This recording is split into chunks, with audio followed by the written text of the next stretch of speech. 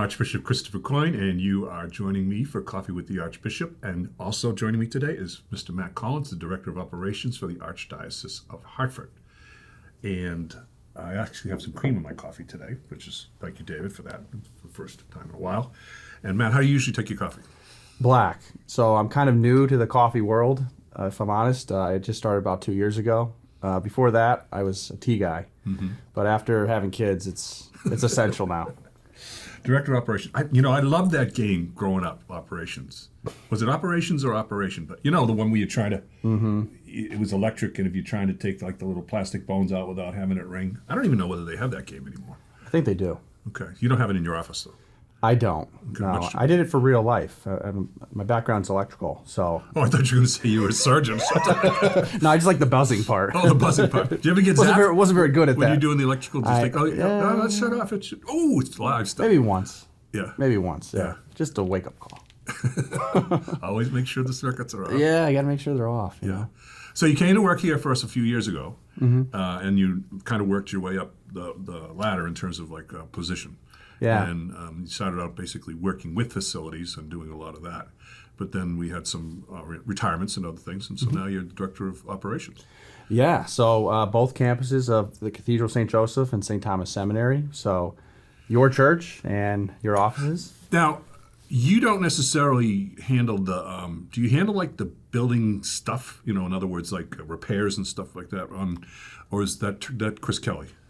So after we made some adjustments internally, the two campuses are primarily my responsibility. So we're like our own department. So Chris Kelly, Director of Property and Assets, he takes care of all the other parishes in the whole Archdiocese. I'm responsible holistically for both campuses. Facilities, events, projects, front office here, kitchen, kind of a holistic approach.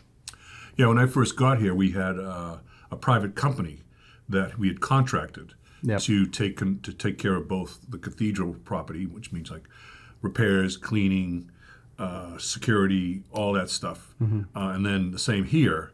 And they were also they had a contract for here. It was a lot of money between the two contracts. It was right. It just didn't make any sense. Yeah. So we did have some internal staff as well. So you had both. So now we've moved on from that company and we do it all internally, and it's going well. We're kind of rebuilding a little bit, kind of streamlining certain things, and it's a really exciting time to be a part of it. For so sure. You're down at the cathedral, so you're kind of overseeing the projects that we have going on at the cathedral right now. That's right, yeah. Okay. So maybe for our viewers, we could explain what's happening at the cathedral. I think there's three major projects, at least. There's the parking, there's the handicap accessibility, and then there's the front steps. Yeah, so and the lights. Yeah, so under your leadership, we're making some serious generational contributions. Spending a lot of money. Yeah, but we had to make it right. So the front plaza was in disrepair. It was hit by a car. The decking was all deteriorated. So, we've taken on that project to make a full restoration. Wasn't it too also that some of the lower church was actually under the first part of the stairs? That's right. And that was leaking too. It was. So we were getting water coming into the lower church through the stairs, the front stairs. Yeah. So we've had a host and they were of also kind of out of norm too, very unsafe in a lot of ways. Yeah. So they were in much need of repair. Yeah. So we're But right when I got here, they talked about like redoing it and getting the city to allow some more curb cuts and all this other stuff and other things. And I said, it's an Art Deco building. People probably say it's kind of just on the edge of it. But why wouldn't you just want to, if it's a beautiful building, and why wouldn't you want to just restore it to what it is and the way it was designed? Yeah. And make it. We had to make it. The way it was designed didn't allow for handicap accessibility at the front of the church. Yes. So that was a problem. Yes. So, for the most part, we've basically kept it exactly as it has been since it was built.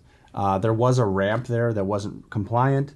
In order to get compliant, it was going to be a huge ramp. So that's why we elected to have the handicap ramp behind the cathedral. So other than that, it's basically the same as it was. The Historical Commission is very happy with that. It is a historical building. So, we're staying in line with what the original vision was. So then we have the very historic rectory next door, which if people could get inside and see how it's designed, it's really kind of interesting in so many different ways. There's a courtyard in the middle that you can't see from the outside of the church outside, and then the house is designed around it and all. But when you look at the cathedral, then there's the rectory, and then there's the driveway that takes you into the office building where Catholic Charities is now, and the House of Malta is behind there. And there's a parking lot there that I use and others use.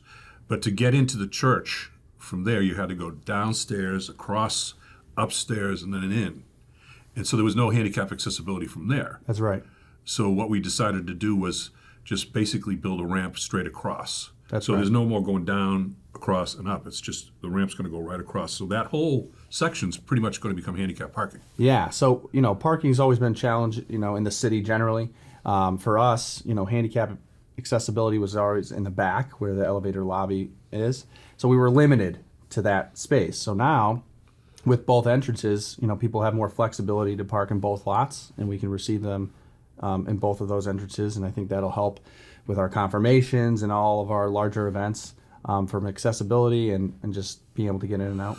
Yeah, we also had problems with the plots because all of that block of buildings and parking lots, some was owned by the Archdiocese. That's right. Some was owned by the cathedral. Yes. And then we recently just bought the building next door, which is going to be where the new Catholic school is. Yep. And that's owned by the Archdiocese. But Right. we're probably going to turn it over to the cathedral, because what we want to do is we're working to combine all of the properties into just a cathedral property and no longer Archdiocesan property. So we're gonna, like you said, it is split into multiple pieces, and we're going through the process now of having one overlay where the pieces can still remain independent, but will be centralized under one owner, and that'll help us in the future if we have to make some adjustments. But that also is critical for us with the school building. Mm-hmm. We need a certain amount of acreages, for that, and we have it. 7 acres. Yeah. It's a really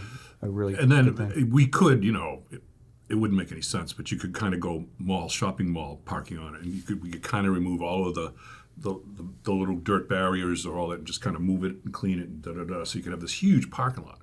The problem with that is that becomes like a shoot across zone Right. for people with cars. Right. So that's why you have to build in the Islands islands with some, and also lighting, Right. and all of that. So we're redesigning the whole parking lot to get as much as we can, but it's going to be and it's going to be kind of attractive too. Yeah. So, part of the original vision was that the cathedral would have like a park-like setting, different sidewalks and things like that for accessibility and to make it more inviting of a place. And then certainly just to repair the parking lots that have kind of fallen into disrepair. Some of the chain link fences are falling over. Yeah. And all that. Yeah. So it's much needed. It is much needed. Yeah. The third thing is, and then we have, if we have time, we'll have one more. The third thing is the lights in the cathedral. Now that's a big deal because we Right. can't get the bulbs for those Right. fixtures anymore. So when you go into the cathedral,